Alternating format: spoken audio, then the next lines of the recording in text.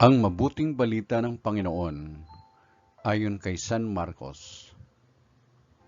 Papuri sa iyo, Panginoon. Noong panahong iyon, umalis si Jesus at ang kanyang mga alagad at sila'y nagpunta sa tabi ng lawa. Sinundan siya roon ng maraming taong buhat sa Galilea.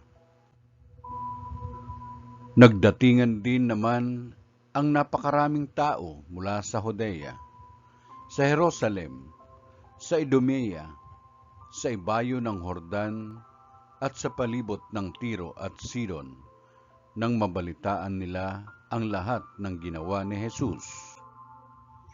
Nagpahanda si Jesus sa kanyang mga alagad ng isang bangkang magagamit niya upang hindi siya maipit ng mga taong dumaragsa. Marami na siyang pinagaling, kaya't pinagdumugan siya ng lahat ng may sakit upang mahipuman lamang nila. Bawat inaalihan ng masamang espiritu na makakita sa kanya ay nagpapatira pa sa harapan niya at sumisigaw, "Ikaw ang anak ng Diyos." At mahigpit silang pinagbawalan ni Jesus. Ayaw niyang ipasabi kung sino siya. Ang mabuting balita ng Panginoon.